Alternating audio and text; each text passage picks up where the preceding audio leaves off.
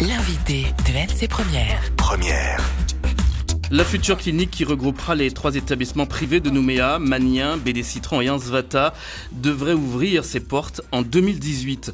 Une seule entité pour compléter ou élargir l'offre de soins en Nouvelle-Calédonie.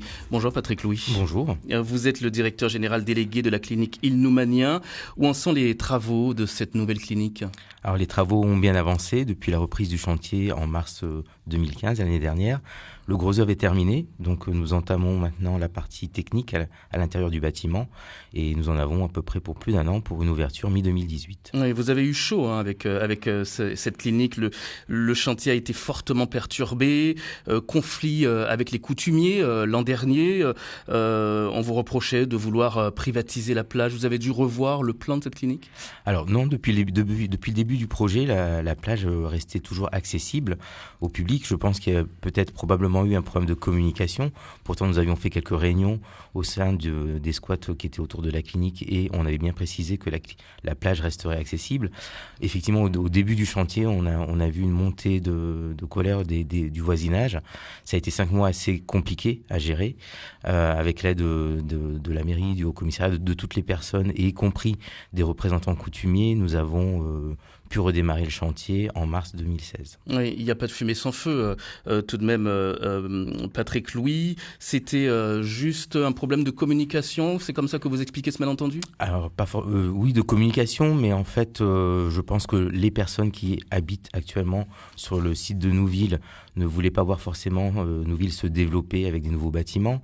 Donc voilà, mais on leur a fait comprendre que cette clinique était une clinique pour tous, une clinique pour tous les Calédoniens, pour la santé des Calédoniens, et que c'était un projet d'intérêt public et qu'il fallait qu'il se fasse. Oui, et qu'il ne pas voir peut-être se dégrader cette zone qui est encore préservée.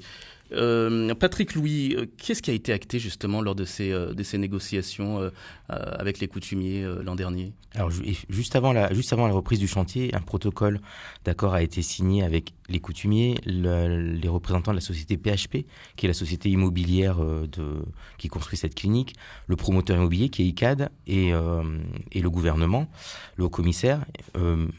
En ce qui concerne la clinique, en tout cas, il y a quelques demandes, du moins un suivi, des échanges réguliers, de la communication avec les coutumiers, essayer au maximum de les associer à la construction de cette clinique et travailler entre autres sur certains signes identitaires en ce qui concerne la signalétique de la clinique. Il n'y a pas d'accord particulier. Certains signes identitaires concernant la signalétique de la clinique C'est-à-dire qu'il faut que la signalétique de la clinique rappelle un petit peu la culture mélanésienne, la culture calédonienne. Oui, l'accès à la plage a été une nouvelle fois garanti, j'imagine, lors de cette négociation. Tout à fait. L'accès à la plage, il n'y a jamais eu du moins on leur a confirmé effectivement que cette plage restait accessible, complètement accessible. La clinique est complètement en retrait de la plage et la plage reste publique. On parlait également d'une rétrocession foncière sur la presqu'île de Nouville. Alors ça ne nous concerne pas du tout. Nous sommes locataires d'un terrain qui appartient au territoire. Nous sommes locataires avec un bail amphithéotique de 52 ans. Donc le reste des négociations, je ne peux pas m'avancer. Aujourd'hui, ce conflit est derrière vous ? Pour le moment, le conflit est derrière nous, espérons-le. Quelle sera l'offre de cette clinique, Patrick Louis ? Alors, l'offre de la clinique restera quasi identique sur la partie médecine, chirurgie, obstétrique, à ce que l'on a actuellement dans nos 3 établissements, à la clinique de la BD Citron, à la clinique Magnin et à la clinique de Ansvata. Un nouveau service ouvrira ses portes dans le nouvel établissement, qui est un centre de soins de suite et de réadaptation, complémentaire à celui qui a déjà ouvert sur Coutiot.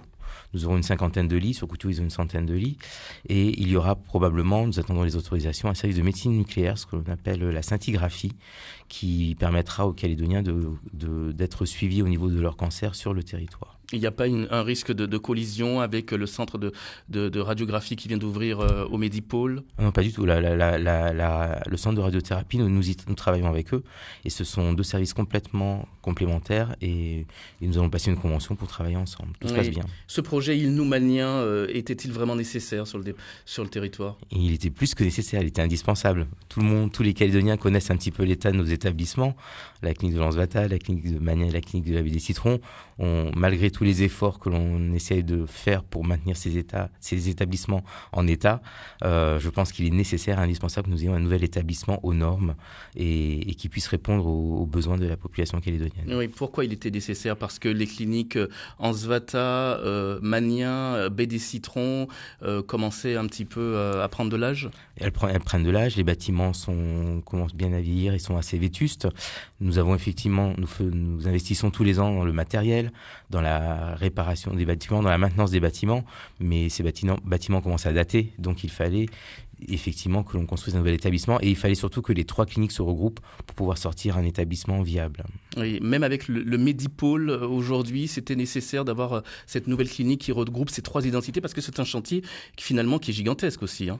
Il est effectivement important, c'est un très gros projet privé pour la Calédonie, mais il reste quand même un projet plus modeste comparé à celui du Medipôle. Le Medipôle fait à peu près 80 000 m², nous n'en faisons que 30 000. Mais ceci étant dit, une grande partie de l'activité chirurgicale se fait actuellement dans les cliniques privées. Donc il était important que les cliniques continuent à exister.